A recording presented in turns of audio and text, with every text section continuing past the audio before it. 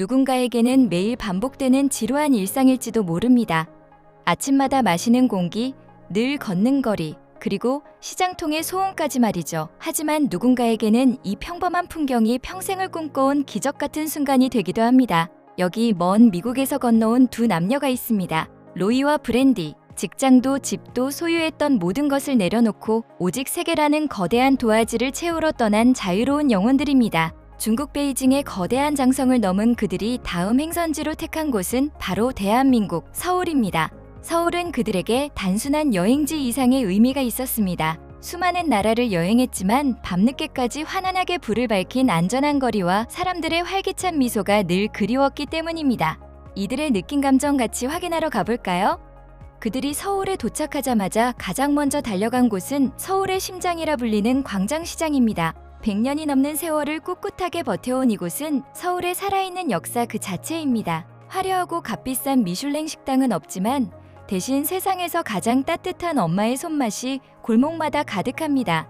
시장 입구에 들어서는 순간 로이의 눈이 휘둥그레집니다. 코끝을 찌르는 진한 마늘 향이 발길을 붙잡았기 때문이죠. 미국에서 먹던 가공된 마늘 향과는 차원이 다른 갓 구워낸 마늘빵의 유혹이었습니다. 한 입 베어문 순간 로이는 조용히 눈을 감고 감탄합니다. 부드러운 크림치즈와 달콤한 마늘의 환상적인 조화에 그는 연신 고개를 끄덕이며 한국인들의 미각적 감각을 치켜세웁니다. 낯선 외국인의 서툰 찬사에도 시장 상인들은 그저 인자한 미소로 화답합니다. 말이 통하지 않아도 전해지는 뜨거운 온기. 로이는 이곳에서 단순한 관광이 아닌 사람과 사람이 교감하는 진정한 환대를 느끼기 시작합니다. 이어지는 순서는 한국인의 영원한 소울푸드, 떡볶이였습니다. 시뻘건 양념이 보글보글 끓어오르는 생소한 모습에 브랜디는 처음엔 조금 긴장한 눈치였습니다. 하지만 조심스럽게 입에 넣은 떡볶이는 매콤하면서도 끝맛은 달콤한 반전을 선사했습니다. 쫄깃한 식감에 반한 그녀는 저렴한 가격으로 이런 풍요로운 행복을 누릴 수 있다는 사실에 서울의 매력에 푹 빠져버리고 맙니다. 하지만 서울의 매력은 이제 시작일 뿐입니다. 배를 든든히 채운 두 사람은 서울의 전경을 한눈에 담기 위해 남산으로 향합니다. 편안하게 올라갈 수 있는 케이블카가 있었지만 그들은 진짜 서울의 공기를 마시며 직접 발로 올라가기로 결심합니다. 운동도 하고 풍경도 감상하자는 호기로운 생각이었지만 서울의 습한 열기와 가파른 경사는 결코 만만치 않았습니다. 계단 하나하나를 오를 때마다 발걸음은 천근만근 무거워지고 등줄기에는 땀이 비오듯 흐릅니다. 티셔츠는 이미 가방 모양대로 흠뻑 젖어버렸죠. 숨이 턱끝까지 차오른 그때 로이의 눈에 믿기 힘든 광경이 들어옵니다. 바로 뒷짐을 지고 가벼운 차림으로 계단을 오르는 한국의 어르신들이었습니다. 마치 동네 평지를 걷듯 여유로운 그들의 모습에 로이는 경탄을 금치 못합니다. 한국인들의 부지런함과 그 기저에 깔린 강인한 생명력이 어디서 나오는지 몸소 체험하는 순간이었죠. 고통 끝에 마주한 정상의 풍경은 그야말로 장관이었습니다. 빽빽한 빌딩 숲 사이로 도도하게 흐르는 한강, 그리고 도시 전체를 금빛으로 물들이는 환상적인 노을. 다리는 후들거리지만 가슴은 벅차오릅니다. 수만 개의 사랑의 자물쇠가 반짝이는 남산 정상에서 두 사람은 서울이라는 도시와 부쩍 가까워진 기분을 느낍니다. 여정의 발길은 이제 한국에서 가장 오래된 시장 중 하나인 남대문 시장으로 이어집니다. 골목마다 장사꾼들의 활기찬 외침이 가득한 이곳에서 로이와 브랜디는 또 다른 한국의 얼굴을 마주합니다. 점심 식사를 위해 들어간 작은 식당은 이미 빈자리 하나 없이 만석이었습니다. 주인은 자연스럽게 낯선 한국인들과 함께 앉는 합석을 권합니다. 개인의 공간을 중시하는 서구 문화에서 온 로이에게 모르는 사람과 무릎이 닿을 듯한 거리에서 식사하는 것은 처음엔 분명 어색하고 낯선 경험이었습니다. 하지만 그 어색함은 오래가지 않았습니다. 옆자리의 한국인들이 보여주는 자연스러운 배려, 그리고 좁은 공간에서도 서로를 존중하며 식사하는 특유의 분위기가 그들을 안심시켰기 때문입니다. 10,000원 한 장으로 즐기는 두툼하고 바삭한 돈가스 한 접시.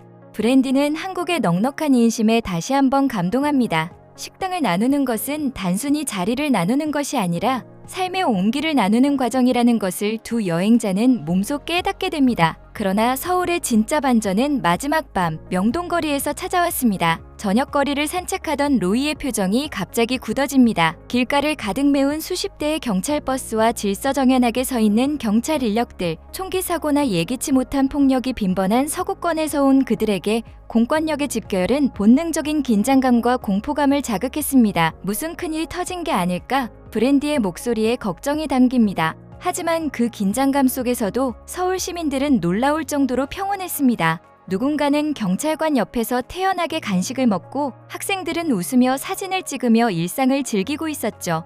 조심스럽게 인파 속으로 들어간 로이는 깨닫습니다. 그들이 두려워했던 차벽과 경찰들은 누군가를 억압하기 위한 것이 아니었습니다. 시민들이 자신의 목소리를 안전하게 낼 수 있도록 보호하고 도시의 질서를 유지하기 위한 든든한 울타리였던 것입니다. 수많은 사람이 모여 외치고 있었지만 누구 하나 타인의 물건을 부수거나 무질서하게 행동하지 않았습니다. 이들에게 이 광경은 한국이라는 나라가 가진 시민의식의 품격을 보여주는 반전이었습니다.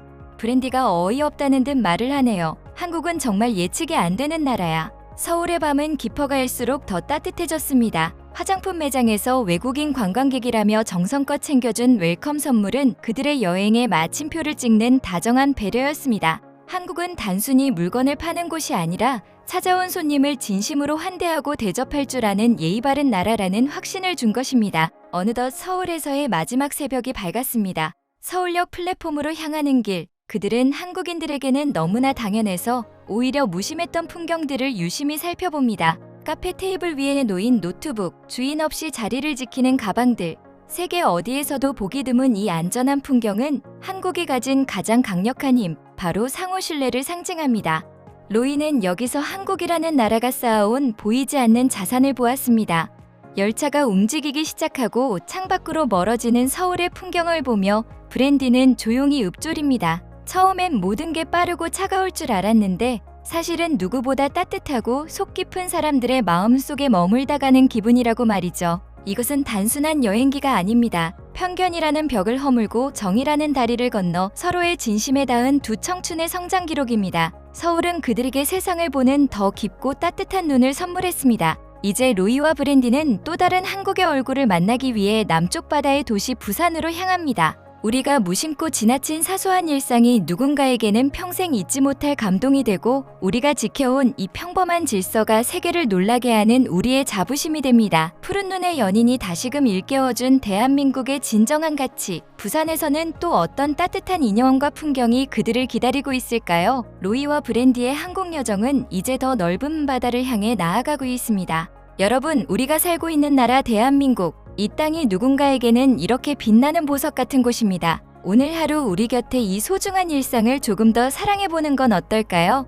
저는 외국인들이 저희 한국을 좋게 표현할 때마다 정말 기분이 좋습니다. 자랑스럽고요. 이 채널은 전 세계인의 관점에서 바라본 한국의 모습을 알리는 채널입니다. 바쁘시겠지만 구독과 좋아요 부탁드리겠습니다. 그럼 저는 큰 힘을 얻어서 더 좋은 영상으로 보답하겠습니다. 시청해주셔서 정말 감사합니다.